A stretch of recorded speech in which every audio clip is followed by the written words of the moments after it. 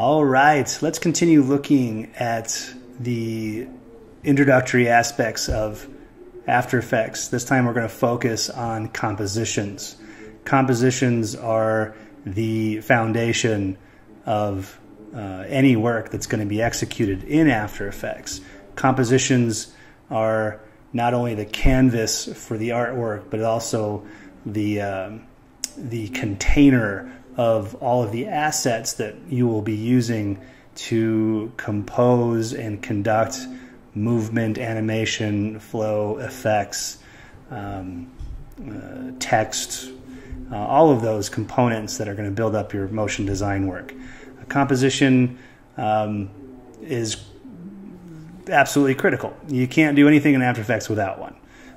You can put stuff in your project, but that's it. You need a composition to actually move forward. So composition, I had gone over this quickly when we were looking at the interface. Compositions can be created in several ways. That welcome screen that you get has a button that says new project. I think it might even say new composition. I already started a new project, but whatever. You can use the composition menu to create a new composition. Also, the shortcut for that, the keyboard shortcut, is Command-N. That's convenient. My preference is to use the button at the bottom of the project panel. It is the button that looks like a film strip with a couple of geometric shapes in there. Motion graphics. I like that one.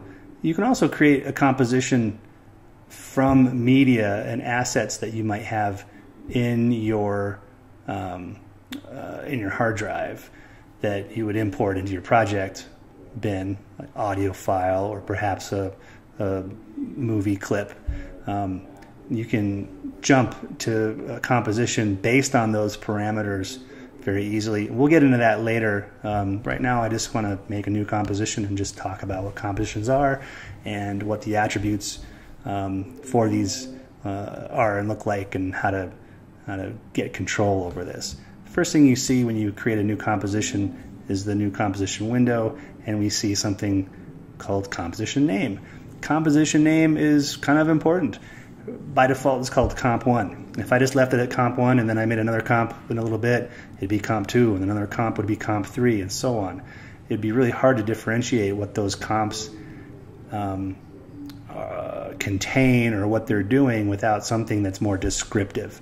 So I'm going to create a descriptive name for this, and since we're just dealing with compositions today, it's kind of funny. I'm going to call it Composition Intro.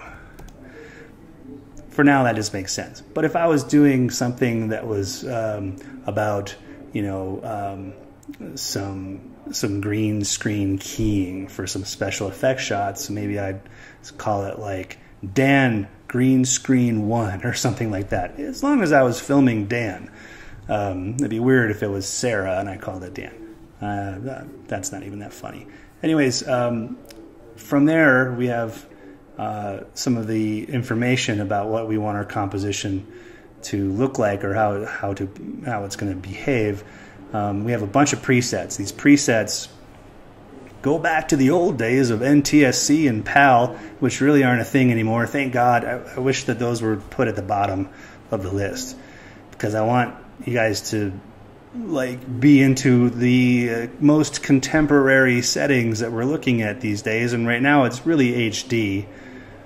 We do have the ability to go into 4 and 8K.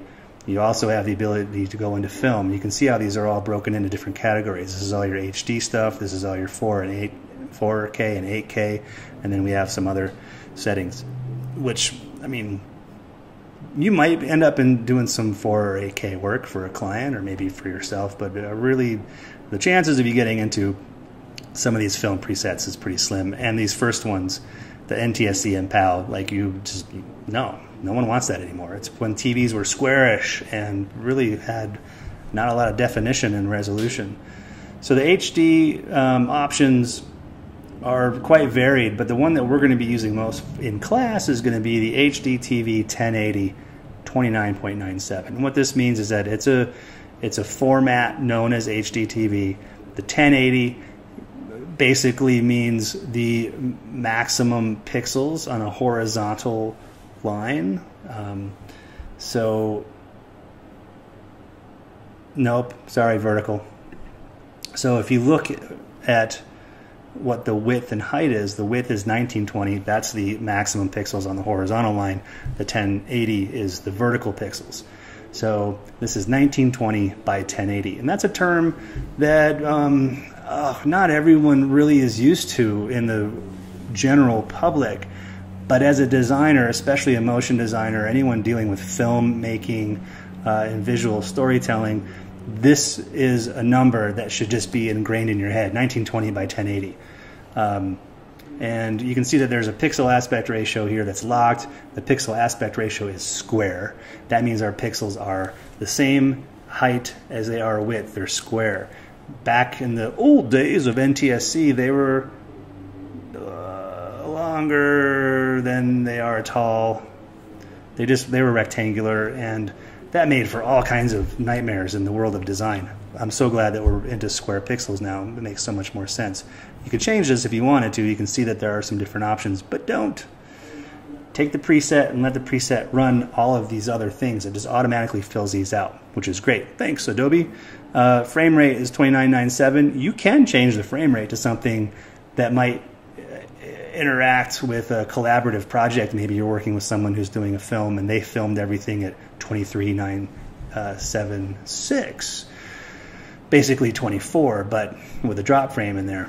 Or maybe it's just 24. Or maybe you're doing some stop motion animation and you did everything at 15 or 12. So you can change the frame rate to those other settings.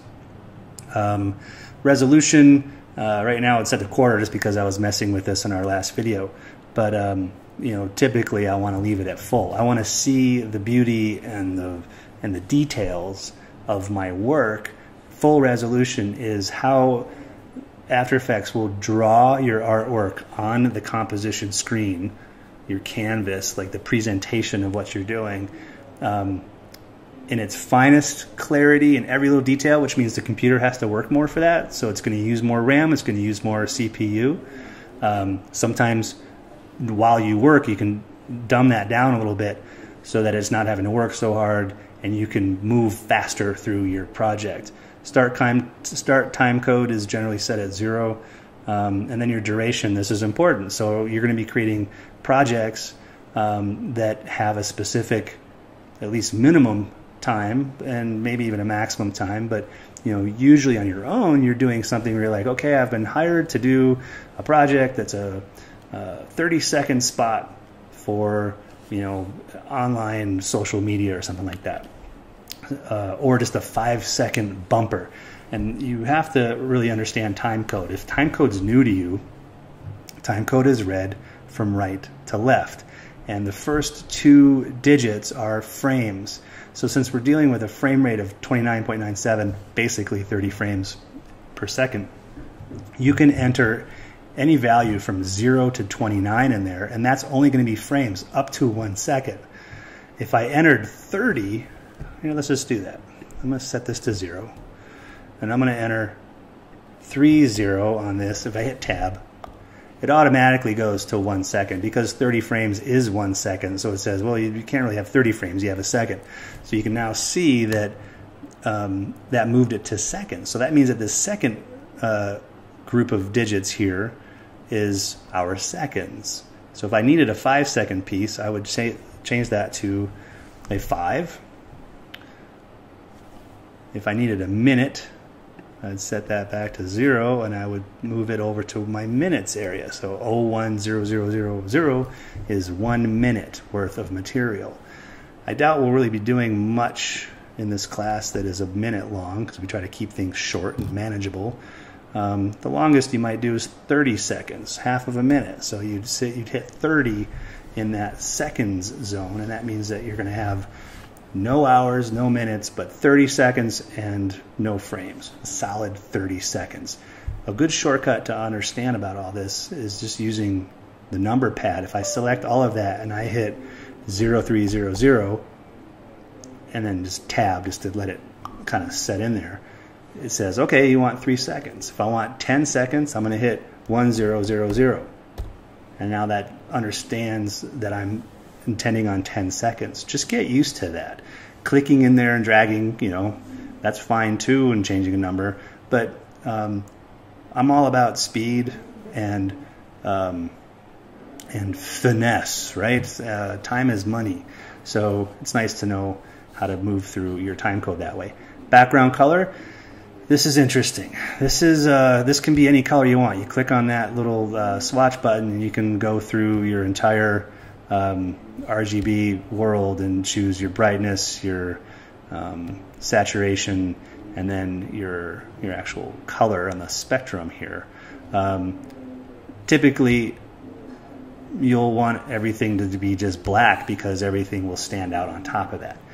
This background color, as I stated in the last video, is not an actual object.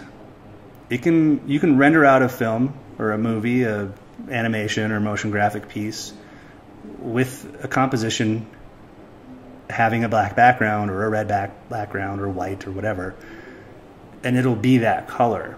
But if you were to render out a quick movie that needed to have transparency in it, then that black or red or white, whatever, would just be gone, and you would have transparent pixels around all of your other artwork or text that's in there. So it's it's there, it's convenient, it can be burned into your movie, but really it's still a transparent channel. It's kind of weird, but you'll get used to it as we move forward. So I'm just going to go ahead and hit OK, and now we see several things have changed. There's a composition in my project window, and it has the name of it there.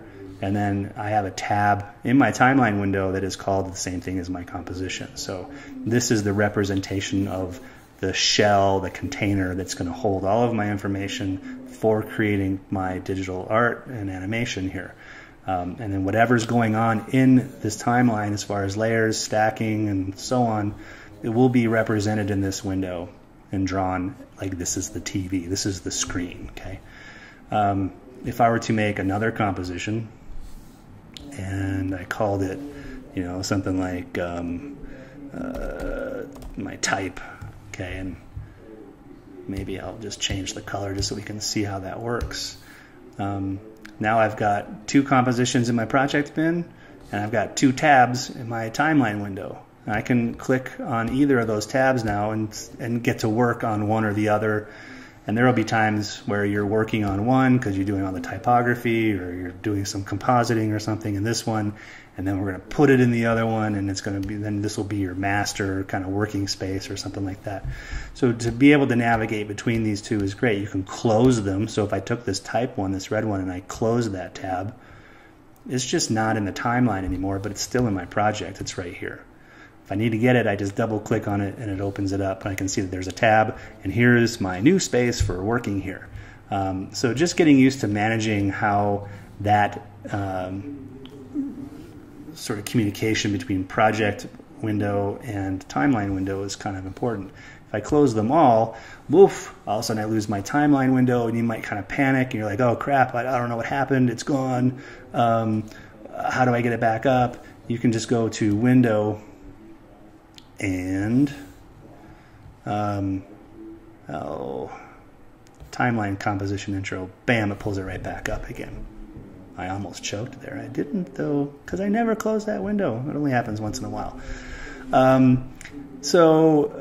This little area for our composition, it seems a little limited. We might end up having 34 layers in there at one point, and you're gonna have to scroll through them. And there is a nice little trick that you should just try out right now, and that is using the tilde key, which is usually underneath your escape key. And wherever your cursor is lying, whatever little palette or screen, not screen, but window, if you hit tilde, it'll just say, okay, I'll give you the entire screen for that little palette right now.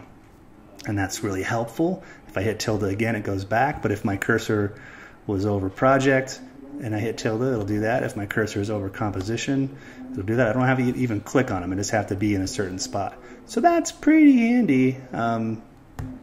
That's really cool. So get used to doing that too. There's compositions. That's really all you need to know. We're going to get into actually getting work into these things here next. All right, thanks.